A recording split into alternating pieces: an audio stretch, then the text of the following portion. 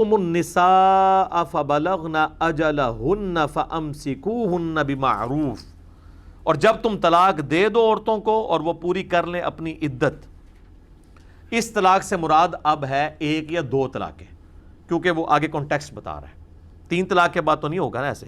فَأَمْسِكُوهُنَّ بِمَعْرُوف، پھر یا تو انہیں بھلائی کے ساتھ اپنے پاس روک سکتے ہو، یعنی وہ 3 مہینے کے اندر اندر آپ رجوع کر سکتے ہیں، 3 طہر کے اندر 3 دفعہ حیض آ کے وہ عورت پاک ہو، اور اس دوران آپ اس عورت کو اپنے گھر سے نکال بھی نہیں سکتے.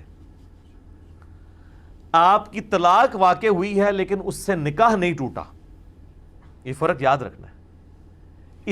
اسی لیے اس کو کہا جاتا ہے طلاق رجعی، جس میں آپ اس کی طرف رجوع کر سکتے ہیں. لیکن جب 3 مہینے گزر گئے، یہ 3 دفعہ عورت پاک ہو چکی، یہ اپروکسیمیٹلی میں بتا رہا ہوں 90 دن، تو اب وہ طلاق بائن بن جائے گی. اور طلاق بائن کا مطلب ہے کہ طلاق بھی ہو گئی اور نکاح بھی ٹوٹ گیا. اب وہ بھی معروف یا اسے معروف طریقے کے ساتھ چھوڑ دینا ہے، یعنی یہ نہیں کوئی ظلم نہیں کرنا، کوئی پراپوگنڈا نہیں کرنا، کوئی اس کا سکینڈل نہیں نکال دینا، اپنے آپ کو بچانے کے لیے اس کے پہ کوئی تہمت نہیں لگا دینی.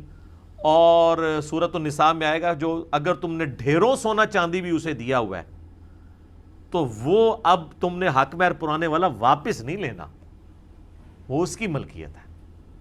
ونس بیوی کے ساتھ آپ نے ازدواجی تعلق قائم کر لیا، حق مہر واپس نہیں آپ لے سکتے. اور اگر ازدواجی تعلق قائم نہیں ہوا، رخصتی نہیں ہوئی تھی، صرف نکاح ہوا تھا، پھر بھی آدھا حق مہر دینا ہے. وہ آگے آیات آ جائیں گی. تمسکوہن ضرارا لتعتدوا، اور دیکھو اپنے پاس انہیں روک کرنا رکھو اس نیت سے کہ ان کے ساتھ زیادتی کرو گے.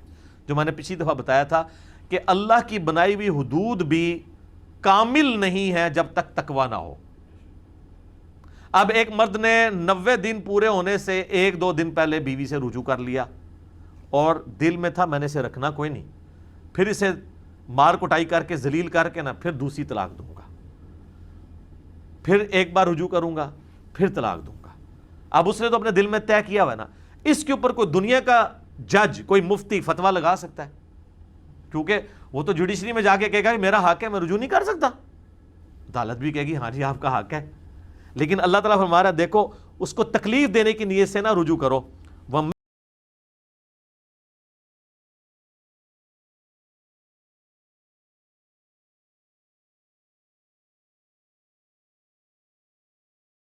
دنیا کی عدالت چلتی ہے ایویڈنس پہ، اللہ کی عدالت کے لیے ایویڈنس کی ضرورت نہیں ہے. اس کے لیے کیا ہے؟ انہ علیم بذات الصدور، وہ دلوں کے چھپے ہوئے رازوں کو بھی جانتا ہے. سورہ اتخذوا آیات اللہ ہزوا، اور دیکھو اللہ کی آیات کو ٹھٹا نہ بنا لینا. اللہ کی آیات کو ٹھٹا بنانا یہی ہے کہ یہ میرا حق ہے جی، میں کیوں نہیں رجوع کر سکتا. نعمت اللہ علیکم، اور یاد کرو اللہ کی اس نعمت کو جو اس نے تم پہ کی. وما انزل علیکم من الکتاب، کہ اس نے تم پر کتاب نازل کی ہے. یعنی اللہ کی یہ نعمت ہے کہ اللہ نے تمہیں شریعت کے احکام سکھائے ہیں. والحکمہ، اور نصیحت، حکمت. یعظکم بہ، اور وہ نصیحت فرماتا ہے تمہیں اس سے. واتقوا اللہ، اور ڈر جاؤ اللہ سے. واعلموا، اور جان لو. ان اللہ بکل شیء علیم، کہ اللہ تعالی ہر چیز کو خوب جاننے والا ہے. یہ ہے اصل میں وہ تلوار